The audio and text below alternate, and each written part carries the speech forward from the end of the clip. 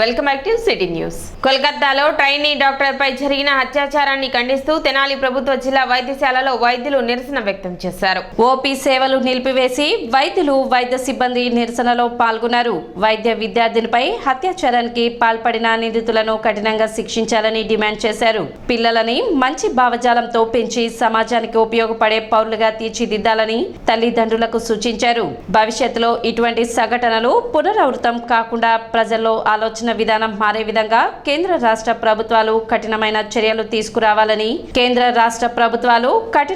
చట్టాలు తీసుకురావాలని trainee doctor కుటుంబానికి తగిన న్యాయం చేసి నిందితులను కఠినంగా శిక్షించాలని డిమాండ్ చేశారు. మా ఉద్దేశం అయితే పేషెంట్స్ని ఇబ్బంది పెట్టాలని కాదు, మా బాధను వ్యక్తపరచాలని ఈ ప్రొటెస్ట్ మేము చేస్తున్నాము. అందరికీ తెలుసు, యూట్యూబ్లో వచ్చే న్యూస్ ఏంటి, ఏం జరుగుతుంది ఏంటి అని అందరికీ తెలుసు. అది చూసిన తర్వాత అసలు మనం హ్యూమన్ వరల్డ్లో ఉన్నామా ఏదన్నా యానిమల్ వరల్డ్లో ఉన్నామా అని అనిపిస్తుంది. అసలు వాళ్ళు మనుషులేనా లేకపోతే ఇంకేదన్నా ఇన్ఫ్లుయెన్స్తో వాళ్ళు అట్లా చేశారా, మన ఇంట్లో ఆడపిల్లలు లేరా అనేది. ఆ ఆడపిల్ల ఎంత అల్లాడిపోయి ఉంటుంది, ఆ పేరెంట్స్ ఎంత అల్లాడిపోయి ఉంటారు. ఆమెకు న్యాయం జరగాలని కంట్రీ వైడ్గా నేషనల్ వైడ్గా డాక్టర్స్ అందరూ ప్రొటెస్ట్ చేస్తున్నారు. ఇది కేవలం ఒక డాక్టర్కి సంబంధించిందే కాదు, ప్రతి ఒక్క స్త్రీకి సంబంధించిన విషయము. వర్క్ ప్లేస్లో సేఫ్టీ, ఆ సేఫ్టీ అనేది ఉంటే తను ఉన్న డ్యూటీ అవర్స్ అంతా ధైర్యంగా డ్యూటీ చేయగలదు. మనిషి యొక్క బిహేవియర్లో మేడం చెప్పినట్టు మనిషి బిహేవియర్లో మార్పు వచ్చినప్పుడు మాత్రమే ఈ యొక్క పరిస్థితులు అన్నిటికీ కూడా అంతం అనేది మనకు అనిపిస్తుంది. కాబట్టి అది ఫస్ట్ సీడ్ ఫ్యామిలీలోనే జరగాలి. కాబట్టి ఇక్కడ ఉన్న ప్రతి తల్లిదండ్రులు గుర్తుపెట్టుకోండి, పిల్లల్ని ఒక మంచి భావజాలంతో వాళ్ళని పెంచవలసిందిగా, సమాజానికి ఉపయోగపడే పౌరులుగా, ముఖ్యంగా స్త్రీని చూసే దృష్టికోణం మారే విధంగా పెంచాలని మరి నేను ఇప్పుడున్న తల్లులందరికీ కూడా రిక్వెస్ట్ చేస్తూ ఉన్నాను. మరి వర్క్ ప్లేస్లో సేఫ్టీ లేకపోతే నిజంగా బిడ్డ 36 అవర్స్ వర్క్ చేసి ఎంత భయంకరమైనటువంటి పరిస్థితికి గురైందో ఆ పాప పెయిన్ చూస్తుంటే అది వర్ణించలే. ఎంత కష్టపడితే ఆ పొజిషన్కి వస్తుంది. MBBSలో సీట్ తెచ్చుకోవడమే చాలా కష్టం. అట్లాంటిది తను పీజీ చేస్తూ ఉంది, సెకండ్ ఇయర్. పీజీలో సీట్ తెచ్చుకోవడం ఇంకెంత కష్టం. అంత కష్టపడి మరి పైకి వెళ్ళిన పిల్లని ఎంత కిరాతకంగా చంపారు. చంపడం కూడా మామూలుగా చంపలేదు, అందరికీ తెలుసు. కాబట్టి భవిష్యత్తులో ఇలాంటి సంఘటనలు మరలా జరగకుండా ఉండాలి అంటే ప్రజల ఆలోచన విధానంలో మార్పు తెచ్చే విధంగా ప్రభుత్వం వారు చర్యలు తీసుకోవాలని చెప్పి, ముఖ్యంగా మరి ఆ బలైపోయిన ఆ పాప కుటుంబానికి మరి న్యాయం జరగాలని మరి ఆ కుటుంబం తరఫున ఆ బిడ్డ తరఫున మా డాక్టర్స్ అందరము కూడా నేషనల్ వైడ్ గా సపోర్ట్ గా నిలబడతా ఉన్నాం. కేరళ వయనాడు వరద బాధితుల సహాయార్థం పట్టణ NCR పాఠశాల విద్యార్థులు విరాళాల సేకరణ చేపట్టారు. విద్యార్థులు తమ పాకెట్ మనీనే కాకుండా వారి ఇంటి వద్ద అలాగే పాఠశాల పరిసర ప్రాంతాల్లో తిరిగి విరాళాలు సేకరించగా వచ్చిన మొత్తాన్ని సబ్ కలెక్టర్ ద్వారా కలెక్టర్ కి అందించనున్నట్లు MEO లక్ష్మీనారాయణ తెలిపారు. ఇటువంటి కార్యక్రమం చేపట్టడం ద్వారా ఆపదలో ఉన్నవారికి సహాయపడాలనే ఆలోచన విద్యార్థుల్లో కలుగుతుందని చెప్పారు. విద్యార్థులు ఈ కార్యక్రమాన్ని స్ఫూర్తిగా తీసుకోవాలని MEO లక్ష్మీనారాయణ కోరారు. కార్యక్రమంలో ఉపాధ్యాయులు, విద్యార్థులు పాల్గొన్నారు. జరిగినటువంటి జాతీయ విపత్తుకి దానికి గాను పిల్లలు స్పందించి వాయనాడులో జరిగినటువంటి జాతీయ విపత్తుకి స్పందించి పిల్లలు ఈరోజు కొంత అమౌంట్ని కలెక్ట్ చేయడం జరిగింది. ఆ కలెక్ట్ చేసినటువంటి అమౌంట్ని మన తాలూకాలో ఉండేటువంటి మన సబ్ కలెక్టర్ గారికి అందజేయడం జరుగుతుంది. ఈ అమౌంట్ ద్వారా పిల్లల్లో ఎక్కడైతే విపత్తులు జరుగుతుందో అటువంటి స్పందించి సహాయం చేయాలనేటువంటి ఆలోచన కలిగిద్ది. మిగిలినటువంటి పిల్లలు కూడా స్పందించి ఇటువంటి జాతీయ విపత్తులు జరిగినప్పుడు స్పందించవలసిందిగా చిన్నప్పటి నుంచే నేర్చుకోవాల్సిందిగా కోరుతున్నాం. మన విపత్తుగా భావించి మనం స్పందించాలి అని మరి NCRలో ఉన్నటువంటి విద్యార్థులను మరి కోరినప్పుడు వారు అద్భుతంగా స్పందించి వారు పాకెట్ మనీలోంచే కాకుండా వాళ్ళ క్యాచ్మెంట్ ఏరియాలో వాళ్ళ బంధువుల దగ్గర నుంచి ఫండ్ కలెక్ట్ చేశారండి. సుమారుగా 9,000 రూపాయలు పిల్లలు కలెక్ట్ చేయడం జరిగింది. మరి ఈ సహకారం మరి పుర ప్రజలకు కూడా తెలియాలి. వారి నుంచి కూడా విరాళాలు సేకరించి మరి మొత్తాన్ని పెద్దలు MEO గారుల ద్వారా మరి కలెక్టర్ గారికి మరి పంపించి అక్కడ వరద బాధితులకి అందించాలని మేము ఆశిస్తున్నాము. మరి ఇక్కడ దీని ద్వారా పిల్లల్లో ఉన్నటువంటి మరి ఐకమత్యం, ఒకటి గ్రూపులుగా వెళ్ళి వాళ్ళు కలెక్ట్ చేశారు. రెండోది మరి మన చుట్టుపక్కల ఎవరికైనా ఆపద వస్తే వాళ్ళకి మనం సహాయం చేయాలనేటటువంటి తత్వాన్ని వాళ్ళలో మరి మేల్కొంటుందని మరి ఈ ప్రాజెక్ట్ చేయడం జరిగింది. పట్టణ సుందరీకరణ మరియు ట్రాఫిక్ సమస్య పరిష్కారంలో భాగంగా రోడ్లు ఆధునీకరణ పనులు చేపట్టినట్లు మున్సిపల్ కమిషనర్ బండి శేషన్న తెలిపారు. ఇందులో భాగంగా పట్టణ బోస్ రోడ్లో డ్రైన్లపై గల ఆక్రమణలను పురపాలక సంఘం అధికారులు తొలగించారు. కమిషనర్ శేషన్న పనులను పరిశీలించారు. ఈ సందర్భంగా ఆయన మాట్లాడుతూ పట్టణ ట్రాఫిక్ క్రమబద్ధీకరణ మరియు పట్టణ సుందరీకరణలో భాగంగా పట్టణంలో ఆక్రమణలు తొలగిస్తున్నట్లు చెప్పారు. ఇందులో భాగంగా బోస్ రోడ్లోని ఆక్రమణలు తొలగిస్తున్నట్లు తెలిపారు. సెప్టెంబర్ నాటికి ఆక్రమణలను తొలగింపచేసి రోడ్లను ప్రజలకు అందుబాటులోకి తెస్తామని కమిషనర్ శేషన్న తెలిపారు. రోజు రోజుకు పెరుగుతున్నటువంటి ట్రాఫిక్ను దృష్టిలో పెట్టుకొని గతంలోనే మున్సిపాలిటీ వారు సరిహద్దులను నిర్ణయించి కాలువలు వేయటం జరిగింది. అయితే వ్యాపార వర్గాల వాళ్ళు వాళ్ళ యొక్క అవసరాల కోసం అనేసి కొంత ముందుకు వచ్చారు. కాలువలు దాటి ఇవి టెంపరీ ఎంక్రోచ్మెంట్లు ఎక్కువగా ఉన్నాయి. ఇప్పుడు మనం ఏంటంటే డ్రైన్ వరకు ఎండు వరకు రోడ్డు విస్తరించాలనుకుంటున్నాం ట్రాఫిక్ను దృష్టిలో పెట్టుకొని. అందులో భాగంగానే ఈరోజు బోస్ రోడ్డును ఆల్రెడీ ఒక పక్క అయింది.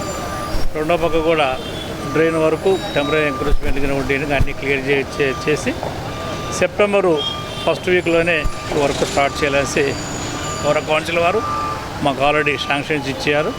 అలాగే గౌరవ శాసనసభ్యులు అండ్ సివిల్ సప్లై శాఖ మంత్రులు వారు ఆదేశాలు ఇచ్చి ఉన్నారు. సో పట్టణాన్ని ఆధునీకరించి అందరికీ సౌకర్యవంతంగా ట్రాఫిక్ ఫ్రీ చేయాలనేదే ఆదేశాలు కావడం వాటిని అన్నింటి కూడా మేము దృష్టిలో పెట్టుకొని ఈరోజు ఈ ప్రాంతంలో టెంపరీ ఎంక్రోచ్మెంట్ కూడా మేము రిమూవ్ ఉంచాం. తెనాలి మండల పరిధిలోని ప్రాథమిక ఉన్నత స్థాయి పాఠశాల ఉపాధ్యాయులకు కాంప్లెక్స్ సమావేశాలు నిర్వహించారు. పట్టణ ఎన్సీఆర్ పాఠశాలలో నిర్వహించిన ఒక్కరోజు శిక్షణ కార్యక్రమంలో తరగతి గదిలో విద్యార్థులకు ఉపయోగపడే విద్యా బోధన ఏ విధంగా చేయాలి, దానికి అవసరమైన ప్రణాళిక రూపొందించుకొని దానిని ఏ విధంగా అమలు చేయాలనే విషయాన్ని సమావేశంలో చర్చించారు.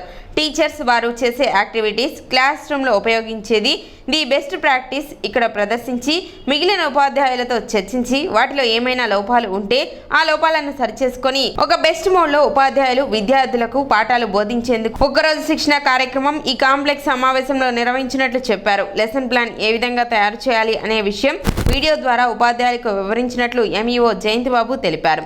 ఈ శిక్షణ కార్యక్రమాన్ని ఉపయోగించుకుని ఉపాధ్యాయులందరూ వారి యొక్క బోధనా పటిమను మెరుగుపరుచుకోవాలని ఎంఈఓ జయంతిబాబు చెప్పారు. తెనాలి మండలంలో ప్రాథమిక స్థాయి ఉపాధ్యాయులకి అదేవిధంగా ఉన్నత పాఠశాల ఉపాధ్యాయులకి కాంప్లెక్స్ సమావేశాలు నిర్వహించడం జరుగుతుంది.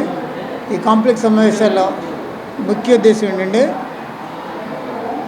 ఏ విధంగా తరగతి గదిలో ఉపాధ్యాయుడు విద్యార్థులకు ఉపయోగపడే విధంగా విద్యాబోధన చేయాలి, దానికి ఏ విధమైనటువంటి ప్లాన్ తయారు చేసుకోవాలి, దాన్ని ఎలా ఇంప్లిమెంట్ చేయాలనేది ఇక్కడ చర్చించడం జరుగుతుంది. అదేవిధంగా పీర్ టీచర్సు వాళ్ళు చేసే యాక్టివిటీసు క్లాస్ రూమ్లో ఉపయోగించేటటువంటి ది బెస్ట్ ప్రాక్టీసెస్ ఇక్కడ ప్రదర్శించి మిగిలిన ఉపాధ్యాయులతో చర్చించి వాటిలో ఏమైనా లోపాలు ఉంటే ఆ లోపాలని సరిచేసుకుని ది బెస్ట్ మోడ్లో పిల్లలకు ఉపాధ్యాయులు పాఠాలు చెప్పడానికి ఒకరోజు శిక్షణా కార్యక్రమం ఈ కాంప్లెక్స్ సమావేశాల ద్వారా ఉపాధ్యాయులకు అందరికీ ఇవ్వడం జరుగుతుంది. దీనిలో లెసన్ ప్లాను ఎలా తయారు చేయాలనేది అవుట్కమ్ ఎస్సీఆర్టీ వాళ్ళ గైడ్లైన్స్ ప్రకారం వీడియో ద్వారా ఉపాధ్యాయులకు వివరించడం జరిగింది. ఆర్పీలు ఉపాధ్యాయులందరినీ సెన్సిటైజ్ చేస్తున్నారు. ఈ శిక్షణ ఉపయోగించుకొని ఉపాధ్యాయులందరూ తమ యొక్క బోధన పటిమను మెరుగుపరుచుకోవాల్సిందిగా కోరుతున్నాను. గుంటూరు జిల్లా తెనాలి శివారు వద్ద జరిగిన రోడ్డు ప్రమాదంలో ఇద్దరు దుర్మరణం చెందిన ఘటన శనివారం తెల్లవారుజామున జరిగింది. కారు అదుపు తప్పి బోల్తా పడటంతో అందులో ప్రయాణిస్తున్న ఇరువురు అక్కడికక్కడే మృతి చెందారు. పెదకాకానికి చెందిన దుర్గాప్రసాద్ ఏడాది క్రితం కొత్తగా కారు కొనుగోలు చేసి బాడుగలకు తిప్పుకుంటున్నాడు. ఈ క్రమంలో గత రాత్రి గుంటూరు నుండి వెల్లటూరుకు బాడుగకు వచ్చాడు. ప్రయాణికులను దింపి తిరిగి వెళ్లే క్రమంలో వెల్లటూరుకు చెందిన గుంటూరు వెంకటేశ్వరరావు 50 సంవత్సరాలు కలిగిన వ్యక్తిని ఎక్కించుకున్నాడు. వీరు ప్రయాణిస్తున్న కారు పెదరూరు గ్రామ శివారుకు చేరుకోగానే అదుపు తప్పి రోడ్డు వెంబడి ఉన్న గోడకు ఢీకొట్టింది. ఇరువురు అక్కడికక్కడే మృతి చెందారు. మృతదేహాలను పోస్ట్ మార్టం నిమిత్తం తెనాలి ప్రభుత్వ వైద్యశాలకు తరలించారు. వెంకటేశ్వర్లకి భార్య, 2 పిల్లలు ఉన్నారని, వెల్లటూరులో నివాసం ఉంటూ తెనాలిలో వాచ్మెన్గా జీవనం సాగిస్తున్నాడని నిన్న రాత్రి డ్యూటీకి వెళ్ళొద్దన్న వినకుండా వెళ్లాడని, తెనాలి వెళ్లటానికి వెల్లటూరు కారులో లిఫ్ట్ అడిగి ఎక్కాడని, ఇంతలో ఏమైందో తెలియదని, అర్ధరాత్రి సమయంలో తమకు మృతి చెందినట్టు సమాచారం అందిందని అల్లుడు తెలిపారు. చనిపోయిన అతను గుంటూరు వెంకటేశ్వరరావు అండి. అతనికి భార్య అండి. భార్యకి 2 పిల్లలు. పాపు అవుటవాడు. పాప మా మిస్సెస్, మా అమ్మాయి నేను పెళ్లి చేసుకున్నా. నా పేరు నలుకుర్తి ఏడుకొండలు. ఆయన ఎల్టూరు గ్రామంలో కూలి పని చేసుకుంటూ ఉండేవాడు. అతనికి వారం నుంచి తెనాల్లో పని చేస్తున్నాడని తెలిసింది. రాత్రి వచ్చాడు. వస్తే ఎక్కడికి వెళ్ళాము మేము అడిగాం. మేము తెనాల్లో వాచ్మెన్ చేస్తున్నానయ్యా అని చెప్పి అన్నాడు. అన్నాక ఉండమంటిగా ఉండండి, పొద్దుపని కదలే ఉండమని అన్నాం. కాదులే వెళ్ళాల్సిన తప్పదా వెళ్ళాల్సిందని అన్నాడు. మా మిసెస్ని బాక్స్ పెట్టమన్నాడు. ఆ అమ్మాయిని పెట్టలేను ఉన్నాను అంది. కాదమ్మని అతనే అక్కడ బాక్స్ పెట్టుకుని భోజనం పెట్టుకున్నాడు. పెట్టుకుని సెంటర్కి వచ్చాడు. సెంటర్ రంగాలు అటు నుంచి కారు వస్తుందంట. కారు వస్తున్న టైంలో లిఫ్ట్ అడిగాడు కారు అతను. ఆ కారు లిఫ్ట్ కారు ఎక్కాడు. కారు ఎక్కిన తర్వాత ఏం జరిగింది మాకు తెలియదు. రాత్రి 1 గంటకి మాకు ఫోన్ వచ్చింది. ఫోన్ వచ్చి చనిపోయానికి ఫోన్ వచ్చింది. మేము తెనాలి హాస్పిటల్ కాడ వచ్చి ఉన్నాం. చనిపోయిన అతను ఎర్రమందుల దుర్గా ప్రసాద్ అండి. అతను మా తమ్ముడు. నా పేరు శ్రీనివాసరావు. అతను రాత్రి 6-7 సంవత్సరాల క్రితం అతనికి మ్యారేజ్ అయింది. గుంటూరులోనే నివాసం ఉంటున్నాడు. రాత్రి 10:30-11 గంటల్లో డ్రాపింగ్ అని వెల్లటూరు వెళ్ళారు. అక్కడ అతను డ్రాప్ చేసి రిటర్న్ వస్తుండగా జంపని వద్ద కారు అదుపు తప్పి డివైడర్ని గుద్దుకుంది. స్పాట్లోనే చనిపోయారు. సిటీ న్యూస్ ముగించే ముందు ముఖ్యాంశాలు మరోసారి.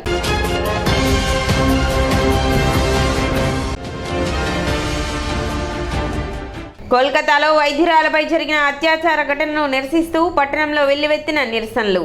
నిందితులను కఠినంగా శిక్షించాలని డిమాండ్.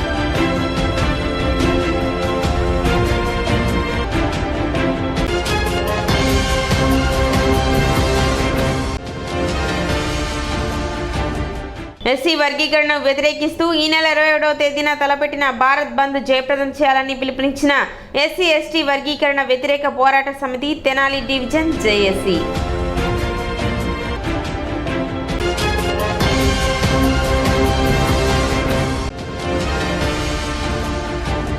బెదరావూరు గ్రామ శివారులో జరిగిన రోడ్డు ప్రమాదంలో 2 వ్యక్తుల దుర్మరణం.